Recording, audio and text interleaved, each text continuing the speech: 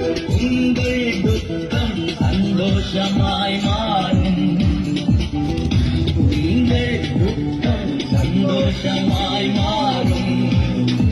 கலங்காதே மகனே. நீங்க எதுக்காக வந்தீங்க?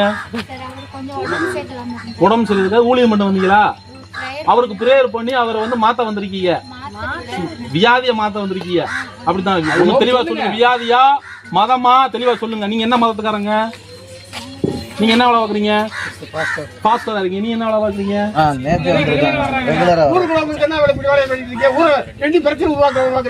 அதே வேலைதான். அதுதான் வந்திருக்காங்க. உங்களுக்கு மரியாதை இல்ல. மரியாதை இல்லையா? என்ன சொன்னா? என்ன ஒரு மாசமா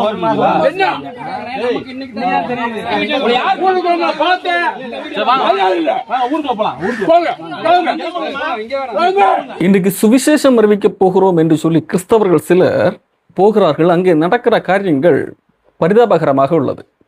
சில இடங்களில் போகும்போது அங்கே இந்து மத மக்கள், அதில் தீவிர தன்மையுடையவர்கள் அல்லது சங்கிகள், அவர்களை தடுத்து நிறுத்தி மிரட்டுகிற செயல்களை எல்லாம் பார்க்க நேரிடுகிறது. அதை அவர்களே வீடியோ எடுத்து வெளியிலே விடுகிறார்கள்.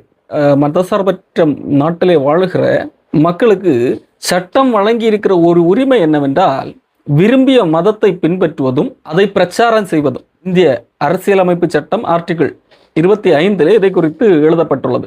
அதில் சொல்லப்பட்டபடி தான் விரும்பிய மதத்தை பிரச்சாரம் செய்வதற்கான உரிமை ஒவ்வொரு இந்திய குடிமகனுக்கும் உண்டு. ஆனால் அது கலவரங்கள் உண்டாகுவதற்கு எதுவாகவோ இந்திய இறையாண்மைக்கு எதிராகவோ அமைந்து விடாதபடி இருக்க வேண்டும். ஆனால் பிரச்சாரம் செய்வதற்கு உரிமை உண்டா என்று கேட்டால் உண்டு. கட்டாய மதமாற்றம் செய்வதற்கு உரிமை கிடையாது. கட்டாயப்படுத்தி கண்டிப்பாக நீ இந்த மதத்திலே சேர்ந்தாக வேண்டும் என்று சொல்லி கட்டாயப்படுத்துவதற்கும், அல்லது ஆசை வார்த்தைகளை என்னுடைய மதத்திலே சேர்ந்தால் உனக்கு இவ்வளவு சலுகைகள் தருகிறேன், உனக்கு பணம் தருகிறேன் என்று சொல்லி ஆசை வார்த்தை காட்டுவதோ அதுதான் கட்டாய மத மாற்றத்திலே சேரும். மற்றபடி தங்கள் நம்புகிற தாங்கள் சார்ந்துள்ள மதத்தை பிரச்சாரம் செய்வதற்கு இந்திய அரசியலமைப்பு சட்டம் மக்களுக்கு உரிமை கொடுத்திருக்கிறது. அந்த அடிப்படையிலே சிலர் கிராமங்களிலே போய் தங்கள் மதத்தை பிரச்சாரம் செய்கிறார்கள். அது தவறான மதம் சரியான மதம் என்கின்ற பேச்சே இங்கே வரவில்லை. அவர்கள் நம்புகிற பின்பற்றுகிற ஒரு மதத்தை பிரச்சாரம் செய்வதற்கு இந்திய அரசியலமைப்பு சட்டம் உரிமை கொடுத்திருக்கிறது. அவர்கள் கிறிஸ்துவை சரியாக பிரசங்கிக்கிறார்கள் தவறாக பிரசங்கிக்கிறார்கள் என்கிறது அல்ல. நான் அரசியல் சட்டப்படி பேசுகிறேன். அந்த சட்டத்தின்படி எந்த ஒரு மதத்துக்காரர்கள் தவறானவர்களாகவே இருந்தாலும் அவர்கள் பிரச்சாரம் செய்வதற்கு உரிமை கொடுக்கப்பட்டிருக்கிறது. அது கட்டாயப்படுத்தாத வரைக்கும் பிரச்சாரம் செய்வதற்கு உரிமை கொடுக்கப்பட்டிருக்கிறது.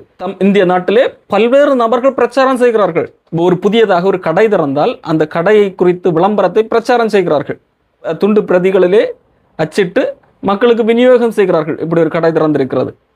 அதே போலத்தான் ஒரு அரசியல் நிகழ்வு, இந்த இடத்துல இப்படி கூட்டம் நடத்த போகிறது என்று சொல்லி பிரச்சாரம் செய்கிறார்கள். அதை குறித்த துண்டு பிரச்சாரங்கள் எல்லாம் கொடுக்கிறார்கள். அப்போ தாங்கள் நம்புகிற ஒன்றை பிரச்சாரம் செய்வதற்கு இந்தியாவிலே உரிமை உண்டு. அதை திணிப்பதற்கோ கட்டாயமாக்குவதற்கோ கட்டாயப்படுத்தி ஒரு கம்பல்ஷனுக்குள்ளாக மக்களை தள்ளுவதற்கோ தான் உரிமை இல்லை. அந்த அடிப்படையிலே கிறிஸ்தவம் என்கின்ற பெயரில் சிலர் நம்பிக்கொண்டிருக்கிற மதத்தை நம்பிக்கையை மக்களுக்கு பிரச்சாரம் செய்யும்படியாக கிராமங்களுக்கு போகும்போது சங்கிகள் வந்து தடுத்து இது தவறு என்று சொல்வது போல காண்பிப்பது தவறானது. அது யாரிடத்திலே பிரச்சாரம் செய்கிறோமோ அந்த நபர் இல்லை என்னிடத்துல வேண்டாம், எனக்கு பிடிக்கவில்லை என்று சொன்னால் அதோடு விட்டுவிட வேண்டும். மாறாக நீங்கள் யாரும் எங்கள் ஊரில் யாருக்கும் பிரச்சாரமே செய்யக்கூடாது என்று சொல்லி ஒன்றிரண்டு அந்த ஊரில் உள்ள முக்கியஸ்தர்கள் வந்து தடுப்பது அநாகரிகம். இப்போ ஒரு ஊரில் 100 பேர் இருக்கிறார்கள். 100 பேரிடம் நான் என்னுடைய சித்தாந்தத்தை பிரச்சாரம் செய்ய உரிமை உண்டா? உரிமை உண்டு. அதில் ஒரு 2 பேர் வந்து இல்லை நீ எங்கள் ஊரில் யாருக்கும் பிரச்சாரம் செய்யக்கூடாது என்று சொல்வது தவறு. அப்போ இந்த சங்கிகள் பயப்படுகிறார்கள். எங்கள் ஊரிலே வந்து பிரச்சாரம் செய்தால் எங்கள் மக்கள் ஒருவேளை மனம் திரும்புவார்கள் என்று பயப்படுகிறார்கள் என்கிறது தான் அப்பட்டமாக தெரிகிற காரியம். இங்கே இன்னொரு பிரச்சனை என்னவென்றால் இப்படி நாங்கள் சுவிசேஷம் அறிவிக்கிறோம் என்று சொல்லி போகிறவர்களுக்கு அவர்களுக்கு சரியான விழிப்புணர்வும் கிடையாது. இவர்களை தடுத்து நிறுத்துகிறவர்கள் கேட்கிற கேள்விகளுக்கு ஒழுங்காக பதில் சொல்வதற்கும் தைரியம் கிடையாது. இங்கே ஒரு நபர் பாருங்கள் சொல்லுகிறார், நீ யார் என்று கேட்கும்போது நான் பாஸ்டர் என்று சொல்லுகிறார். அவர் என்ன செய்து கொண்டிருக்கிறார் பாருங்கள், தன்னுடைய மனைவிக்கு பின்பாக ஒளிந்து கொண்டு நிற்கிறார். மனைவியை முன்பாக நிட்டு பின்பாக ஒளிந்து கொண்டிருக்கிறார். சொல்லுங்க, நீங்க என்ன மதத்துக்காரங்க? நீங்க என்ன வேலை பார்க்குறீங்க? இப்படித்தான் இவர்களுடைய தைரியங்கள் இருக்கிறது. அப்போ இந்திய அரசியலமைப்பு சட்டம் என்ன சொல்லுகிறது என்கிற அது அந்த விதிகளின் படிதான் போகிறோமா போகலையா என்கிறது கூட இவர்களுக்கு தெரியாது. அப்போ ஒருத்தர் எதற்கு கேள்வி கேட்கிறார் என்றால் நேர்மையாக பதில் சொல்ல, அவர்கள் வம்பு வளர்க்கும்படியாக கேள்விகிறார்கள், வம்பு வளர்க்கும்படியாக பதில் சொல்ல வேண்டும் என்று சொல்லவில்லை இடக்கமடக்காக, ஆனால் நேர்மையாக பதில் சொல்ல வேண்டும். இது முதலாவது ஒரு அரசியலமைப்பு சட்டம் சார்ந்த ஒரு பார்வை. இரண்டாவது, இப்படி நாங்கள் சுவிசேஷம் அறிவிக்க போகிறோம் என்று சொல்லி போகிறார்கள் அல்லவா, அவர்கள் சொல்வது பெரும்பாலும் சுவிசேஷமே கிடையாது. இது கிறிஸ்தவ பார்வை. ஆகவே இப்படி போய் சுவிசேஷம் அறிவிக்கிறோம் என்று சொல்லி போகிறது வேஸ்ட். இப்படி ஆண்டவர் ஒரு காரியத்தை செய்ய சொல்லவே இல்லை. ஆண்டவர் இயேசு கிறிஸ்து என்ன சொன்னார் தெரியுமா? நீங்கள் புறப்பட்டு போய் சகல ஜாதிகளை சீஷராக்கி அவர்களுக்கு பிதா குமாரன் பரிசுத்தாவின் நாமத்தினால் ஞானஸ்நானம் கொடுத்து அவர்களுக்கு நான் கட்டளையிட்ட கட்டளையாவையும் சொல்லுங்கள் என்பதாக சொன்னார். அதாவது இயேசு கிறிஸ்து சொன்னது சீஷராக்கு, நீங்கள் புறப்பட்டு போங்கள், சீஷராக்குங்கள் அல்லது சுவிசேஷத்தை பிரசங்கியுங்கள் என்பதாகத்தான் சொன்னார். அதாவது நீங்கள் உலகமெங்கும் போய் சர்வ சிருஷ்டிக்கும் சுவிசேஷத்தை பிரசங்கம் பண்ணுங்கள் என்பதாக சொன்னார். ஆனால் இன்றைக்கு நாங்கள் சுவிசேஷம் அறிவிக்க போகிறோம் என்கிற பெயரிலே இவர்கள் சொல்வது முதலாவது சுவிசேஷமே கிடையாது. மக்களை மகிழ்வித்து எங்களிடத்திலே கூட்டி சேர்க்கலாம் என்கிற அடிப்படையில் எப்படியாகலும் இவர்களை எங்களிடத்திலே கூட்டி சேர்க்க வேண்டும், எங்களுடைய சபை என்கின்ற அந்த நிறுவனத்துக்கு ஆட்களை சேர்க்க வேண்டும் என்கிறதான் இவர்களுடைய அடிப்படையாக இருக்கிறதை தவிர இயேசு கிறிஸ்து சொன்னபடி சுவிசேஷம் அறிவிப்பதோ இயேசு கிறிஸ்துவுக்கு சீஷராக்குவதோ இவர்களுடைய நோக்கம் அல்ல. பெரும்பாலானவர்களுடைய நோக்கம் அல்ல. உண்மையிலே அறிவிக்கிறவர்கள் இருக்கலாம்.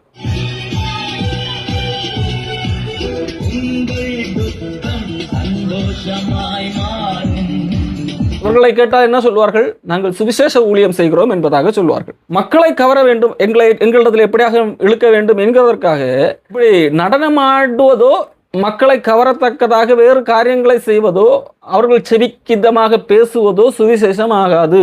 ஆண்டவர் எப்படியாகலும் மக்களை கவர்ந்தெடுத்து என்னிடத்தை கொண்டு வாருங்கள் என்று சொல்லவில்லை. இன்னைக்கு சுவிசேஷம் அறிவிக்க போகிறோம் என்கிறவர்களுக்கு முதலாவது சுவிசேஷம் என்னவென்று தெரியாது.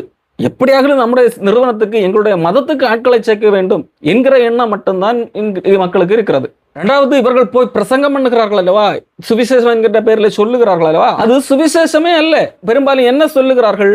எங்களிடத்திலே வாருங்கள், எங்களுடைய சபைக்கு வாருங்கள், அல்லது இயேசு கிறிஸ்துவத்திலே வாருங்கள், உங்களுடைய வியாதி நீங்கும், உங்களுக்கு எல்லாம் இருக்கிற பிரச்சனைகள் எல்லாம் மாறும், உங்களுடைய கடன் பிரச்சனை தீரும், பணம் வரவு பெருகும், ஏழையாக இருக்கிறீர்களா பணம் பெருகும், நல்ல வரன் கிடைக்கும். இதை இந்த மாதிரி காரியங்களை வாக்கு பண்ணி தான் மக்களை அழைக்கிறார்கள்.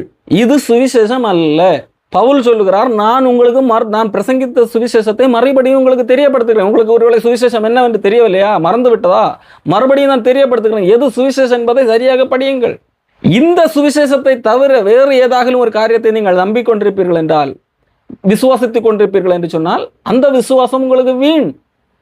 அது இயேசு கிறிஸ்துவத்திலே வா, இல்லை எங்களுடைய சபைக்கு வா, அது கிடைக்கும், இது கிடைக்கும், இப்படிப்பட்ட ஆசீர்வாதம் கிடைக்கும், வியாதி நீங்கும், எது நீங்கும் என்று சொல்லி ஒரு அழைக்கிற அழைப்பை அவர்கள் விசுவாசித்து வருவார்கள் என்றால் அந்த விசுவாசம் வீணாக இருக்கும். அப்ப எது சுவிசேஷம்? நம்முடைய கர்த்தராகிய இயேசு கிறிஸ்து வேத வாக்கியங்களின்படி நமது பாவங்களுக்காக மரித்தார். நம்முடைய பாவங்கள் போவதற்காக இயேசு கிறிஸ்து மரித்தார். மனிதா, நாம் பாவத்திலே வாழ்ந்து கொண்டிருக்கிறோம் என்று மக்களுடைய பாவங்களை சுட்டிக்காட்டி, இந்த பாவத்திலிருந்து நாம் செய்கிற கிரியைகளாலோ சடங்கு முறைகளாலோ நம்மால் தப்பித்து கொள்ள முடியாது, தேவனுக்கு முன்பாக நிற்கிற தகுதியை நம்மால் அடைய முடியாது என்கிறதை புரிய வைத்து, அப்போ கடவுளுடைய உதவி தேவை. ஆகவே கடவுள் நமக்காக நமது சார்பிலே நம்முடைய தண்டனையை ஏற்றுக்கொண்டார் என்கின்ற உண்மையை விளக்கி, நாம் எந்த சடங்கோ நாம் எந்த கிரியைகளோ செய்ய வேண்டியதில்லை, நாம் செய்தாலும் அது கடவுளுக்கு முன்பாக ஒன்றும் ஆகாது, கடவுளுடைய செயலை விசுவாசிக்க வேண்டும் என்கிற அடிப்படையிலே நமது பாவங்களுக்காக இயேசு கிறிஸ்து வேத வாக்கியங்களில் முன்னே குறிப்பிட்டபடி, இயேசு கிறிஸ்து மரிப்பதற்கு முன்பதாகவே முன்பே தீர்மானிக்கப்பட்டது, முன்பே வேத வாக்கியங்களில் குறிப்பிடப்பட்டது தீர்க்க தரிசனமாக. அதன்படி இயேசு கிறிஸ்து மரித்தார், பின்பு அடக்கம் பண்ணப்பட்டு வேத வாக்கியங்களின்படியே உயிர்த்தெழுந்தார். நம்முடைய இயேசு கிறிஸ்து நம்முடைய பாவங்களுக்காக மரித்து நம்மை நீதிமன்களாக்கும்படியாக எழும்பியும் இருக்கிறார், உயிர்த்தெழுந்தார். அவர் இன்றைக்கும் ஜீவிக்கிற ஆண்டவர். அவரை விசுவாசித்து ஏற்றுக்கொள்ள வேண்டும். நாம் செய்து கொண்டிருந்த செத்த கிரியைகள், சடங்கு முறைகள், இவைகளை எல்லாம் விட்டு ஆண்டவர் இயேசு கிறிஸ்து நம்முடைய பாவங்களிலிருந்து விடுதலையாக்க வந்த இயேசு கிறிஸ்துவை விசுவாசிக்க வேண்டும் என்று சொல்வதுதான் சுவிசேஷம். மாறாக இயேசு கிறிஸ்துவிடத்திலே வா, உனக்கு வியாதி நீங்கும், அது நீங்கும், இது நீங்கும் என்று சொல்லி அழைப்பது சுவிசேஷம் அல்ல. இயேசு கிறிஸ்துவும் அப்போஸ்தலர்களும் வியாதியை சுகப்படுத்தினார்கள், அற்புதம் செய்தார்கள்.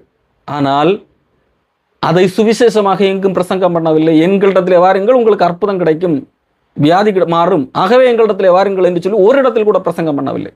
அன்றைக்கு அவர்களிடத்தில் அற்புதம் செய்யக்கூடிய வரம் இருந்தது, ஆகவே அதை மக்களுக்கு நன்மைக்கு ஏதுவாக பயன்படுத்தினார்கள்.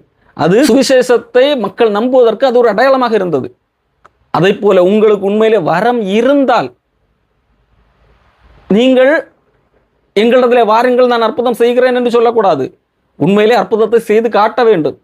அதற்கு அவர்கள் விசுவாசிக்க வேண்டிய அவசியம் எல்லாம் கிடையாது. பேதுருவும் யோவானும் தேவாலயத்துக்கு போகும்போது அங்கே வாசல்ல ஒருத்தன் உட்கார்ந்திருந்தான், பிச்சை கேட்டுக்கொண்டிருந்தான். அவனுடைய எதிர்பார்ப்பு பிச்சை கிடைக்குமா என்பதுதான். ஆனால் பேதுருவும் யோவானும் அங்கே உனக்கு விசுவாசம் இருக்கிறதா இல்லை என்றெல்லாம் சோதித்து பார்க்கவில்லை. அவர்களுக்கு அற்புதம் செய்யக்கூடிய வரம் இருந்தது, அற்புதம் செய்தார்கள். அற்புதம் செய்ய வேண்டும் என்றால் நீங்கள் விசுவாசிக்க வேண்டும், எங்களுடைய கூட்டத்துக்கு வர வேண்டும், அப்படியானால் நான் அற்புதம் செய்வேன் என்று சொல்லி பல நாட்கள் காக்க வைத்தெல்லாம் அங்கே அற்புதம் நடக்கவில்லை. அவர்களுக்கு அற்புதம் செய்யக்கூடிய வரம் இருந்தது, ஆண்டவர் அங்கே கிரியை செய்தார். அதை போல உண்டென்றால் செய்யுங்கள், இல்லை என்றால் விட்டு விடுங்கள். உங்களால் முடிந்த நற்கிரியைகளை செய்யுங்கள், பலனை எதிர்பாராமல். ஆனால் எங்களிடத்திலே வாருங்கள், உங்களுக்கு அற்புதம் நடக்கும், வியாதி நீங்கும், பணம் பெருகும் என்று சொல்லி பொய் வாக்குறுதிகளை கொடுத்து, அதுதான் சுவிசேஷம் என்று சொல்லி பிரசங்கிப்பது கிறிஸ்தவம் அல்ல, அது சுவிசேஷம் அல்ல. பேதுருடைய பிரசங்கம் வேதாகமத்திலே இருக்கிறது, தேவானுடைய பிரசங்கம் வேதாகமத்திலே இருக்கிறது, பவுலுடைய பிரசங்கம் வேதாகமத்திலே இருக்கிறது. அன்றைக்கு இந்த யூதர்களை பார்த்து பிரசங்கம் பண்ணினார்கள். என்ன பண்ணினார்கள்? இயேசு கிறிஸ்துவோட வாருங்கள், உங்களுக்கு அற்புதம் நடக்கும், உங்களுக்கு வியாதி நீங்கும், உங்களுக்கு பணம் பெருகும் என்றா பிரசங்கம் பண்ணினார்கள்? அதையா சுவிசேஷமாக பிரசங்கித்தார்கள்? இல்லை. இயேசு கிறிஸ்துவை நீங்கள் கொலை செய்தீர்கள், அவரை தேவன் எழுப்பினார், அதற்கு நாங்கள் சாட்சிகள் என்று பிரசங்கம் பண்ணினார்கள். அவரை விசுவாசித்து ஏற்றுக்கொண்டு மனம் திரும்புங்கள் என்று பிரசங்கம் பண்ணினார்கள். பவுலப்போஸ்தலன் விக்கிரக வழிபாட்டாளர்களிடத்திலே பிரசங்கம் பண்ணுகிறார். விக்கிரகங்களை தெய்வம் என்று நம்பி கொண்டிருந்த ஜனங்களிடத்திலே பிரசங்கம் பண்ணுகிறார். என்ன பண்ணினார்? இந்த விக்கிரகங்களை எல்லாம் விட்டு விட்டு எங்களிடத்திலே வாருங்கள், உங்களுக்கு பணம் பெருகும், வியாதி வராது, பிரச்சனைகள் இல்லாத 1ஆம் நம்பர் வாழ்க்கை வாழலாம் என்றா பிரசங்கம் பண்ணினார்? இல்லை. மாறாக நீங்கள் அறியாத தேவனை நான் உங்களுக்கு அறிவிக்க வந்திருக்கிறேன். நீங்கள் விக்கிரகங்களை எல்லாம் தெய்வம் என்று நம்பிக்கொண்டிருக்கிறீர்கள் அல்லவா? இந்த உலகத்தையும் அதில் உள்ள சகலத்தையும் படைத்த ஆண்டவர் மனுஷர் கைகளினால் கட்டப்பட்ட கோவில்களில் வாசமாக இருப்பதில்லை என்று பிரசங்கம் பண்ணினார். பாருங்கள், உங்களுடைய புலவர்கள் சிலரே நாம் தேவனுடைய சந்ததியார் என்று சொல்லி இருக்கிறார்கள். அப்படியானால் நாம் தேவனுடைய சந்ததியாக இருப்போம் என்று சொன்னால், நாம் கடவுளுடைய பிள்ளைகள் என்று சொன்னால், மனிதர்களுடைய கைகளினால் செய்யப்பட்ட சித்திர வேலையினால் ஆன, மனிதர்களுடைய புத்தியினால் உருவாக்கப்பட்ட அந்த பொன், வெள்ளி, கல் இவைகளுக்கு தெய்வம் சமமாக இருக்கும் என்று சொல்லி நாம் நினைக்கலாமா? நினைக்க கூடாது என்பதாக பவுல் அவர்களுக்கு யாருக்கு சொல்லுகிறார்? விக்கிரகங்களை வணங்குகிற ஜனங்களுக்கு சொல்லுகிறார். நாம் கடவுளுடைய பிள்ளைகள், தேவனுடைய சந்ததியார். நாம் தேவனுடைய பிள்ளைகள் என்றால் நாம் கைகளினால் கட்டப்பட்ட இந்த விக்கிரகங்களிலே கடவுள் வாசமாக இருப்பார் என்று சொல்லி நாம் நினைக்கலாமா? பொன், வெள்ளி, கல் இவைகளுக்கு கடவுள் ஒப்பாக இருப்பார் என்று சொல்லி நாம் நினைக்கலாமா? நினைக்க கூடாது என்பதாக பவுல் சொல்லுகிறார். தேவன் ஒரு நாளை குறித்திருக்கிறார். இந்த உலகத்துக்கு ஒரு நியாய தீர்ப்பு இருக்கிறது. இந்த உலகத்துக்கு ஒரு நியாய தீர்ப்பு இருக்கிறது. அந்த நியாய தீர்ப்பிலே மரித்தோர்கள் உயிர்த்தெழுந்திருப்பார்கள். மரித்தோரின் உயிர்த்தெழுதலை குறித்து பவுல் அங்கே பேசுகிறார். இந்த உலக வாழ்க்கை அழிந்து போகக்கூடியது. இது பாவத்தால் கரைப்பட்ட ஒரு உலகம். இதிலிருந்து ஆண்டவர் ஒரு நாள் மீட்டு அவரோடு கூட வாழ வைக்க போகிறார். நிலையான ஒரு வாழ்வு தரப்போகிறார். பாவம் இல்லாத ஒரு வாழ்க்கை வாழப்போகிறோம். பாவத்தின் சுவடுகளே இல்லாத ஒரு இடத்திலே ஆண்டவரோடு கூட வாழப்போகிறோம் என்கிறதை வாக்கு பண்ணினார். ஆகவே இயேசு கிறிஸ்துவை விட்டு சுவாசியுங்கள். நீங்கள் வேறு எந்த தெய்வம் எனப்படுவைகளை வணங்கினாலும் அது பயன் தராது என்கிற அடிப்படையிலே பேசினார். இதுதான் சுவிசேஷம். மாறாக எங்களிடத்திலே வாருங்கள், நாங்கள் கூட்டம் நடத்துவோம், நாங்கள் கைகளை வைத்து எங்களுடைய கூட்டத்திற்கு வந்தால் எங்களுடைய எல்லா பிரச்சனையும் சால்வ் ஆகும் என்று சொல்வது ஏமாற்று. இப்படி சொல்லுகிற இடத்துல கூட்டத்துக்கு போகிறார்கள். ஓகே, இங்கே போனால் வியாதி இங்கும் என்று சொல்லி அந்த பொய் வாக்குறுதியை நம்பி போய் அங்கே அவர்களுடைய வியாதி குணமாகவில்லை என்றால் தேவனுக்கு அது அவமானமாக மாறிவிடுகிறது. பொய் சொல்லி ஆட்களை கூப்பிட ஆண்டவர் சொல்லவும் இல்லை. பொய் சொல்லி அழைப்பது சுவிசேஷமும் அல்ல. இதை மக்கள் உணர்ந்து கொள்ள வேண்டும். சுவிசேஷம் என்பது நம்முடைய பாவங்களிலிருந்து ஆண்டவர் விடுதலை தந்திருக்கிறார். அந்த பாவ விடுதலையை பெற்று அனுபவிக்கிறதான் அதற்காக ஆண்டவர் என்ன செய்திருக்கிறார், என்னென்ன காரியங்களை, எந்த தியாகத்தை செய்திருக்கிறார் என்கிறதை உணர்ந்து இந்த பாவத்தை வெறுத்து ஆண்டவருக்கு பிரியமாக வாழ வேண்டும். அதைத்தான் ஆண்டவர் விரும்புகிறார். இதை போதிப்பதுதான் சுவிசேஷம். இன்றைக்கு தாங்கள் சுவிசேஷம் அறிவிக்கிறோம் என்கிற பெயரிலே பெரும்பாலான இடங்களில் அறிவிப்பது தங்களுடைய ஸ்தாபனங்களுக்கு ஆள் சேர்க்கத்தக்கதான அல்லது தங்களுடைய மதத்திற்கு ஆள் சேர்க்கத்தக்கதாக பொய் வாக்குறுதிகள் மட்டுமே. ஆகவேதான் அந்த அப்படிப்பட்ட போலி வாக்குறுதிகளை நம்பி வருகிறவர்களும் உண்மையான கிறிஸ்தவர்களாக இங்கே இல்லை. கள்ளப்போதவர்களை பின்பற்றி அவர்களுடைய பேச்சுக்களைத்தான் கேட்டுக்கொண்டிருக்கிறார்கள். ஒருவன் கிறிஸ்தவ மதத்துக்கு மாறினான், இவர்கள் கொடுக்கிற இந்த பொய் வாக்குறுதிகளை எல்லாம் நம்பி கிறிஸ்தவ மதத்துக்குள்ளாக வந்து விட்டான் என்கிறதற்காக அவன் பரலோகம் போக முடியாது. அதனால் ஒரு பிரயோஜனமும் இல்லை. இந்த பொய் வாக்குறுதிகளை அடிப்படையாக கொண்ட கிறிஸ்தவ மதத்துக்கு ஒருத்தன் மாறினான் என்று சொன்னால் அதனால் ஒரு பிரயோஜனமும் இல்லை. இயேசு கிறிஸ்து சொல்லுகிறார் அன்றைக்கு இருந்த மதவாதிகளை பார்த்து, நீங்கள் ஒருவனை உங்கள் மார்க்கத்தானாக்கும்படியாக சமுத்திரத்தையும் பூமி எங்கும் சுற்றித் திரிகிறீர்கள். அவள் உங்கள் மார்க்கத்தானான போதோ உங்களை காட்டிலும் 2 மடங்கு நரகத்தின் மகனாக்குகிறீர்கள் என்பதாக. இன்னைக்கு கிறிஸ்தவத்துக்கு மதமாற்றம் செய்வதற்காக சுவிசேஷம் என்கின்ற பெயரிலே பொய் வாக்குறுதிகள் கொடுக்கிறவர்கள் அவர்களை எப்படியாகலும் ஏதாகலும் செய்து அவர்களை தங்கள் மதத்துக்குள் வேண்டுமானால் சேர்க்கலாம். ஆனால் அப்படி சேர்த்த பின்பதாக தங்களை காட்டிலும் 2 மடங்கு நரகத்தின் மகனாகத்தான் மாற்றுகிறார்கள். காரணம், இப்படி சொல்லுகிறவர்களுக்கும் சுவிசேஷம் தெரிவதில்லை. பேதுரு சொல்லுகிற ஒரு காரியம், உங்களிடத்தில் இருக்கிற உங்கள் நம்பிக்கை குறித்து உங்களிடத்தில் விசாரித்து கேட்கிற யாவருக்கும் சாந்தத்தோடும் வணக்கத்தோடும் எப்பொழுதும் உத்தரவு சொல்ல ஆயத்தமாக இருங்கள். அப்போ சுவிசேஷம் சொல்ல போகிறவர்களுக்கு அந்த நம்பிக்கையை குறித்து விசாரித்து கேட்கிறவர்களிடத்திலே, இப்போ சங்கிகள் வந்து கேட்கிறார்கள் அல்லவா, அவர்களிடத்திலே பதில் சொல்வதற்கு ஆயத்தமாக இருக்க வேண்டும். எது சுவிசேஷம் என்று முதலாவது தெரிந்திருக்க வேண்டும். இங்கே இவர்கள் நாங்கள் வியாதியிலிருந்து சுகமாக போகிறோம், எங்களிடத்திலே வாருங்கள் என்று சொல்வதுதான் சுவிசேஷம் என்கிறபடியினால்தான் சங்கிகள் கேட்கிற கேள்விகளுக்கு பதில் சொல்ல முடிவதில்லை. நீங்க எதுக்காக வந்தீங்க? உடம்பு சரியில்லை, ஊழியம் பண்ண வந்தீங்களா? அவருக்கு பிரேயர் பண்ணி அவரை வந்து மாத்த வந்திருக்கீங்க, வியாதியை மாத்த வந்திருக்கீங்க.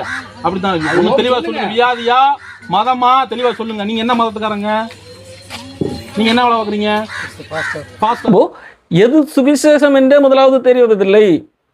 அப்போ உங்களிடத்திலே விசாரித்து கேட்கிற யாவருக்கும் சாந்தத்தோடும் வணக்கத்தோடும் எப்பொழுதும் உத்தரவு சொல்ல ஆயத்தமாக இருக்க வேண்டும் என்றால் முதலாவது சுவிசேஷம் என்னவென்று அறிந்திருக்க வேண்டும். அந்த சுவிசேஷத்தை கேட்கிறவர்களுக்கு சொல்ல வேண்டும். ஐயா, எதற்காக எதை பிரச்சாரம் பண்ண வந்தோம்? எங்களுடைய நம்பிக்கை என்னவென்றால் நாங்கள் எதை பிரச்சாரம் பண்ண வந்தோம் என்று சொன்னால் என்று சொல்லி அந்த கேள்வி கேட்கிறார்கள் அல்லவா, உங்களை ஊருக்குள் விடவில்லை அல்லவா, அவர்களிடத்திலே சொல்ல முடியும், உண்மையான சுவிசேஷத்தை சொல்ல முடியும்.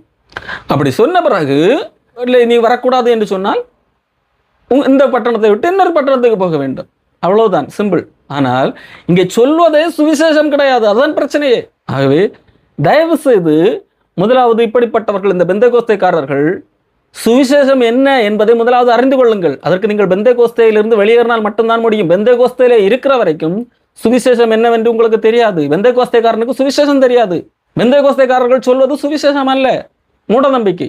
ஆண்டவர் எனக்காக எல்லாம் செய்தார், என்னுடைய பாவத்திற்கான கிரயத்தை எல்லாம் அவர் கொடுத்து முடித்து விட்டார், அவரை விசுவாசிக்கும் போது நான் ரட்சிக்கப்படுகிறேன். இதை பெந்தேகோஸ்தேக்காரன் நம்புவதில்லை. பெந்தேகோஸ்தேக்காரன் நான் ரட்சிக்கப்படுவதற்கு பல 7-8 வழிகள் இருக்குது, வழிகளை பின்பற்ற வேண்டும் என்று சொல்லி பட்டியலை நீட்டிக்கொண்டே போவான். மட்டுமல்ல, பொய் வாக்குறுதிகள் கொடுப்பான். இயேசு கிறிஸ்துவத்தில் எதற்கு வர வேண்டும் தெரியுமா? நீ வந்தால் உன்னுடைய எல்லா பிரச்சனைகளும் சால்வ், கடன் பிரச்சனை தீர்ந்துவிடும், பணம் பற்றாக்குறை எல்லாம் தீர்ந்துவிடும், பணம் பெருகும், பொன் பெருகும், வியாதி நீங்கும். இதையெல்லாம் தான் பெந்தேகோஸ்தேக்காரனுடைய சுவிசேஷம். ஆகவே உண்மையான சுவிசேஷத்தை பின்பற்றி அதை மக்களுக்கு சொல்ல வேண்டும் என்றால் முதலாவது நீங்கள் இருக்கிற அந்த மூட நம்பிக்கை மதத்திலிருந்து வெளியேற வேண்டும். பெந்தேகோஸ்தேக்காரர்கள் மட்டுமல்ல, பொதுவாக அவர்கள் தான் இப்படிப்பட்ட ஊர்களுக்கு செல்கிறார்கள் என்கிறதுனால சொல்லுகிறேன். CSI, ECI, RC எந்த டினாமினேஷனாலும் எடுத்துக்கொள்ளுங்கள். சுவிசேஷம் என்ன என்பதை முதலாவது நீங்கள் அறிந்து கொள்ள வேண்டும். அந்த சுவிசேஷத்துக்கு உண்மை உள்ளவர்களாக இருக்க வேண்டும். அந்த சுவிசேஷத்தை சரியாக விசுவாசிக்க வேண்டும். மனித கட்டளைகளை அல்ல, சர்ச் டினாமினேஷன் என்று சொல்லப்படுகிறவைகள் ஏகப்பட்ட கட்டளைகளை உருவாக்கி வைத்திருக்கோம், அவைகளை அல்ல. அவைகளை பின்பற்றினால்தான் நித்திய வாழ்வு என்றல்ல. கர்த்தராக இயேசு கிறிஸ்துவை பின்பற்றி அவரை விசுவாசிப்பதனூடாக உங்களுக்குள்ளாக அன்பு பெருக வேண்டும். அந்த அன்பின் அடிப்படையிலே மக்களுக்கு நன்மைகள் செய்ய வேண்டும். மாறாக நான் நன்மை செய்தால் எனக்கு பல மடங்கு ரிட்டர்ன் கிடைக்கும் என்ற எதிர்பார்ப்பின் அடிப்படையிலே போதித்து வைத்திருக்கிறார்கள் அல்லவா, இது தவறு. இதையெல்லாம் நீங்கள் புரிந்து உங்களை நீங்களே சரி செய்து கொள்ள வேண்டும். மாறாக இப்படி போலியாக சுவிசேஷத்தை அறிவிக்க செல்வதனால் எந்த பிரயோஜனமும் இல்லை. ஆண்டவர் இப்படிப்பட்ட ஒரு சுவிசேஷத்தை அறிவிக்க சொல்லவும் இல்லை. காரணம், இது சுவிசேஷம் இல்லை. ஆண்டவர் என்ன சொன்னார்? சுவிசேஷத்தை அறிவிக்க சொன்னார். சுவிசேஷத்தை அறிவிக்க சொன்னால் என்ன செய்து கொண்டிருக்கிறீர்கள்? தயவு செய்து மனம் திரும்புங்கள்.